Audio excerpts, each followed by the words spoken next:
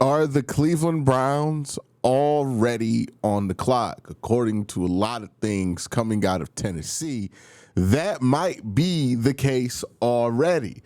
There is a tweet from Todd McShay, who works for The Ringer now, formerly of ESPN, pretty much a household name to anybody who's ever cared about a mock draft or cared about a big board. You know who Todd McShay is. Shout out to Mel Kiper for the Todd meme.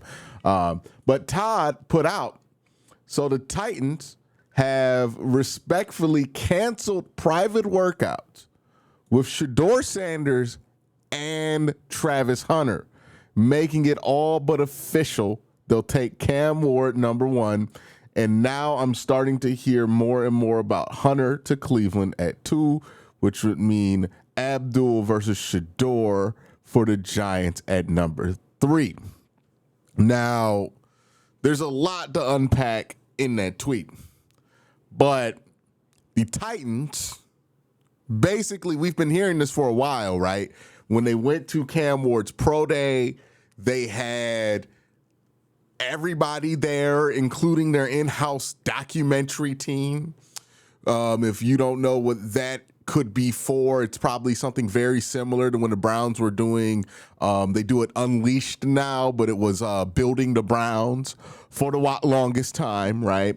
But it's that kind of setup probably for the Titans media group that wants to get footage and interviews, hopefully, of Cam Ward. So that's probably part of what they're doing. I wonder if this was back in the older days, and I'm saying before the 2011 CBA, if a deal would have been worked out with Cam Ward already. That used to be the case. I don't know if some of you guys in the audience don't remember that.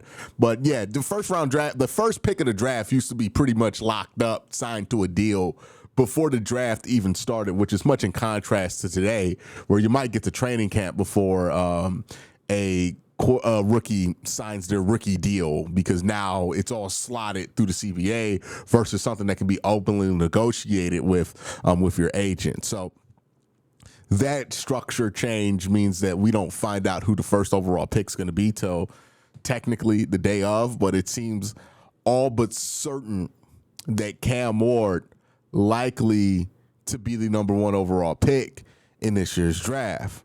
Now, no matter how you feel about Cam Ward, right? Some people really love Cam Ward, think he's going to be the next franchise quarterback.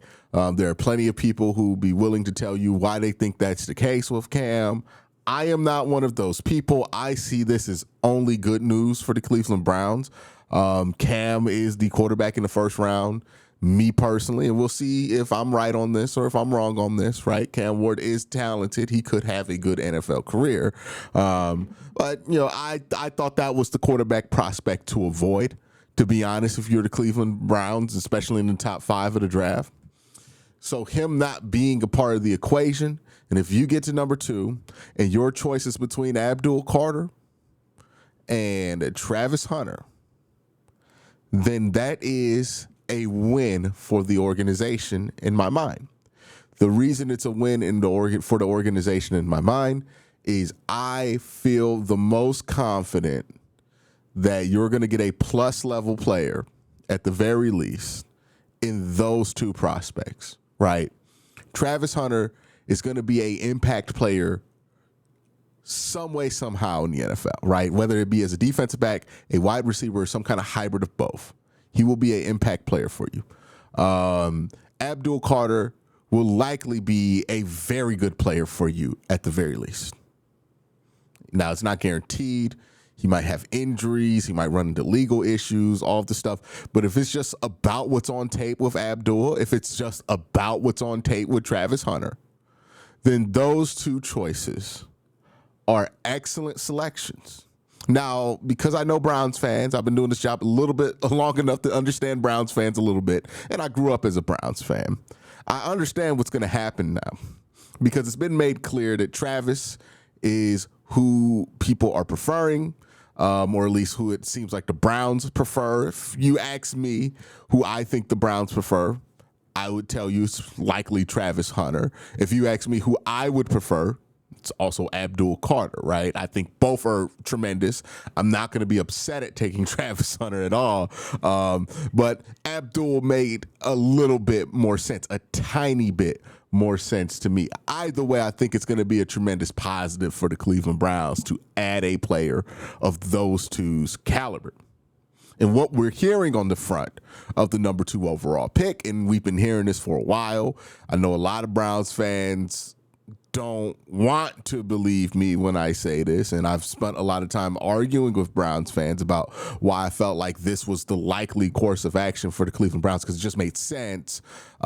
It does not seem like they're going to go quarterback at 2, right? Like, that's been pretty clear for a while. I mean, I've never been convinced that the Browns were going to go quarterback at 2. None of the reasoning to go quarterback at 2 made a ton of sense to me. It always made more sense for a team like Cleveland to use the number 2 overall pick on a player they feel like that can help them now and forever, versus taking a chance at a position, which is what most people who want a quarterback were trying to advocate for. Now, will the Browns trade out of the number 2 overall pick? I also think that's unlikely. The reason I think it's unlikely is I just don't think the value is going to match up. Drafting Abdul Carter at 2, drafting Travis Hunter at 2 has tremendous value for the Cleveland Browns, at least. I don't know if somebody's going to think that not only does that value exceed what the Browns view for Travis or Abdul, but also exceeds it enough to justify the Browns to make a trade. So I just don't think the draft package is going to be nice enough to say no to drafting Abdul Carter or Travis Hunter.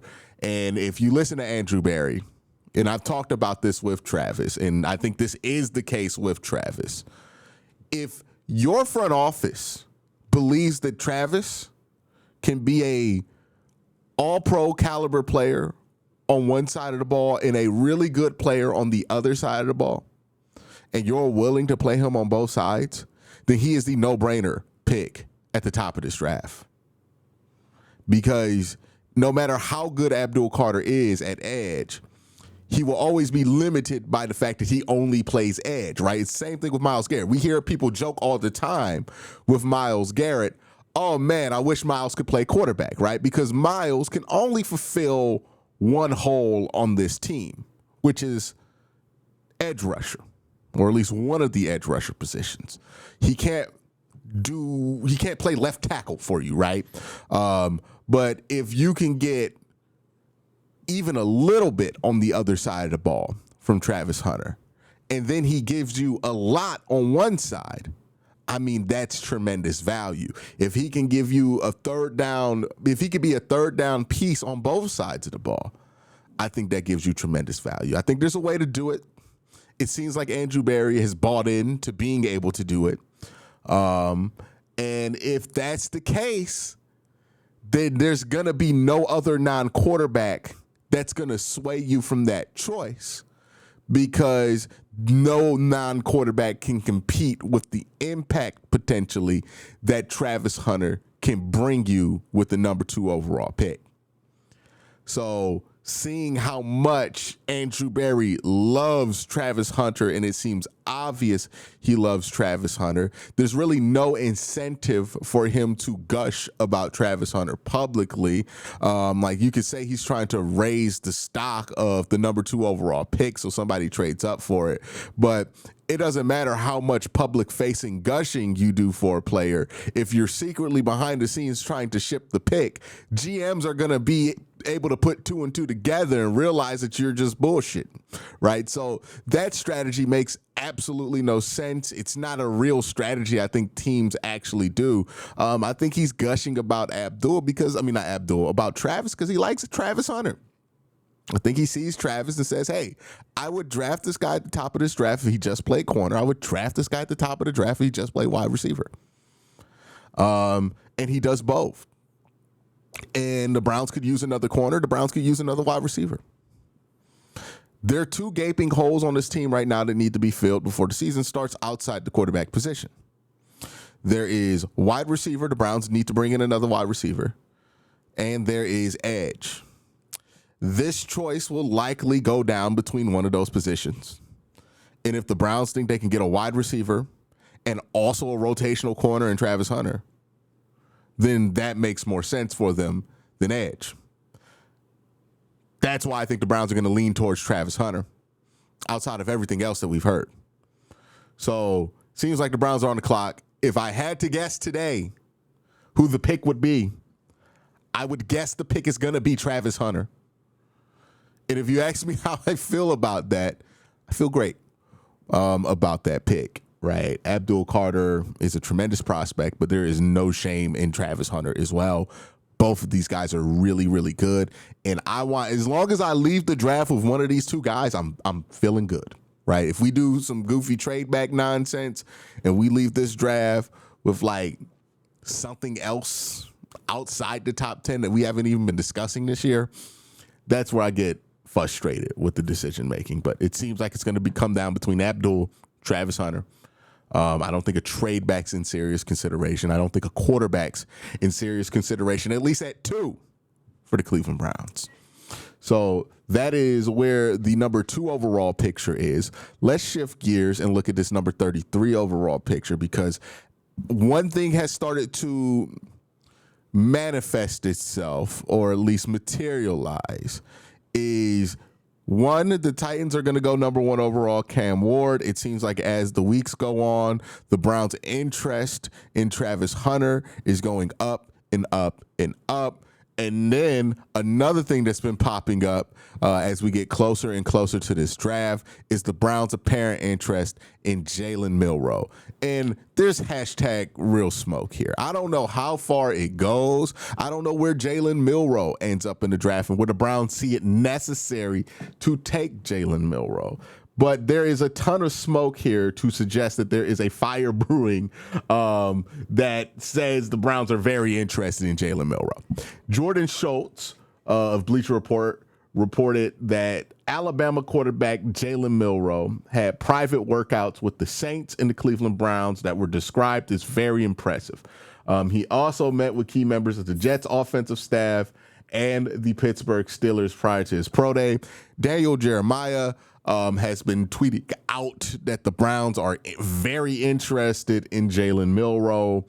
Where there is smoke, there is fire. If you look at the Browns offensive coordinator, Tommy Rees is somebody who was the former offensive coordinator of Jalen Milroe, has spoken highly of Jalen Milroe, at least publicly, and was the guy at Alabama that advocated for Jalen Milroe to start throughout the whole tumultuous 2023 season that was Alabama, at least at the beginning of the year. There was that part where Nick Saban wanted to bench him, but Tommy Rees stood up for him. Like, there is a pattern here. Another thing of interest here is that Jalen Milroe fits the pattern of the type of young quarterback prospects the Browns have been willing to bring in over the last few years, right?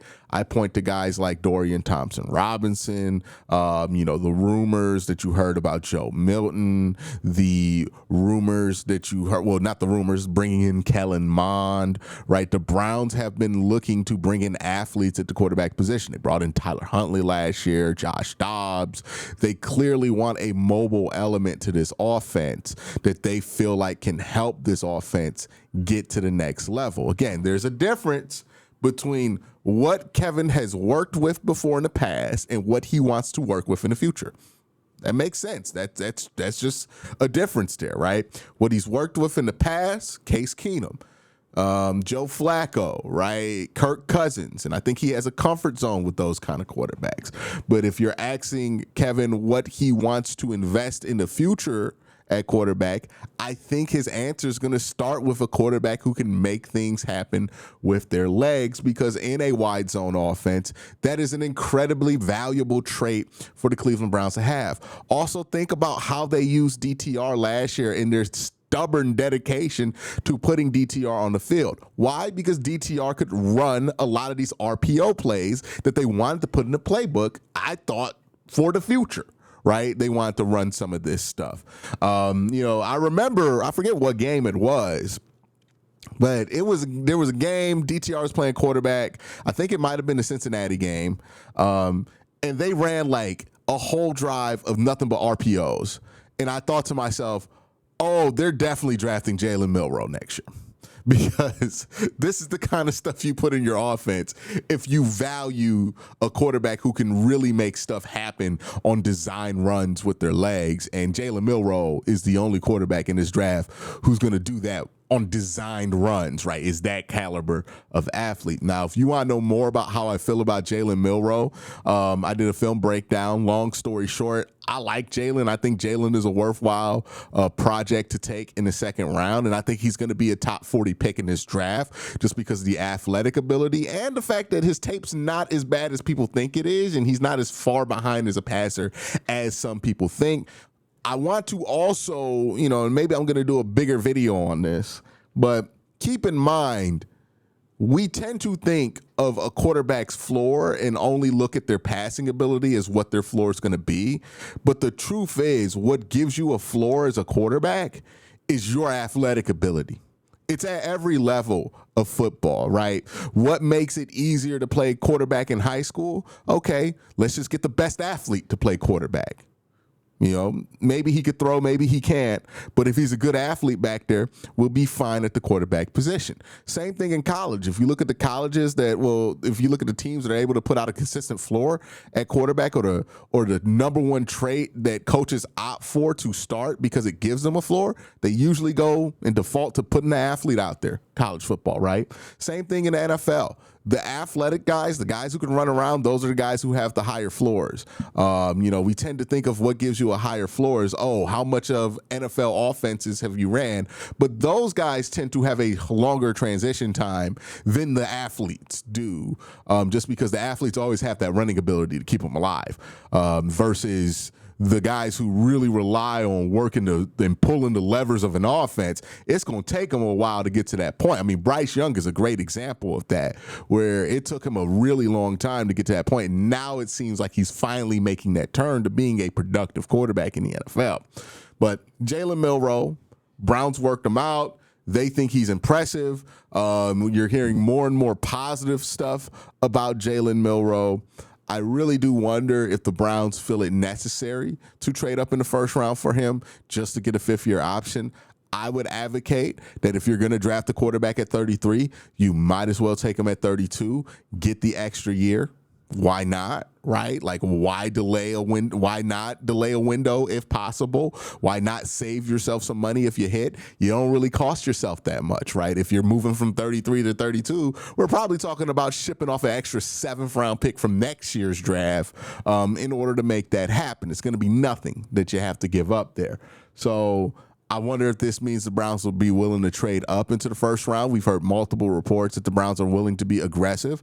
And I think the two people to watch in this draft after the Browns put in their number 2 overall pick, whoever they may be, Abdul Carter, Travis Hunter, you want to watch Shedeur Sanders and you want to watch Jalen Milroe, because I think if those two are available in the vicinity of 33, the Browns will be willing to make a move to go get them, because I think they value those guys at the back end of the first round versus at the top part of the first round. Because, again, 3 gaping holes the Browns have going into the draft: quarterback, wide receiver, edge. They need to get somebody who can play there. Now, with edge, they can go Abdul Carter. They can re-sign Zadarius Smith. He's still out there, I believe, right? Wide receiver, they've been trying to get Brandon Ayuk, but it seems like the wheels ain't turning on that. But you can draft Travis Hunter. Quarterback, they're trying to get Kirk Cousins, but if Kirk Cousins becomes too difficult of a proposition to grab or too expensive of a proposition, which we're going to find out all the way in June when that's going to go down. Remember, you got to think of that Kirk Cousins thing just like how the Baker Mayfield situation happened for Cleveland, where it could be July until we get a starter here in the building. Are we willing to wait that long? Or is the ideal of just rolling with a Shedeur Sanders a more attractive situation, or just rolling it out with Jalen? We'll see. But they have these 3 big holes on this roster to fill. that they have not addressed yet, right? We're not going to go into the season with Isaiah McGuire and Obo Okoronkwo opposite of Myles Garrett. We're not going to go into the season without an extra wide receiver, and we're not going to go into the season without a different quarterback than Kenny Pickett on this roster. Like, those three things I feel pretty confident in saying.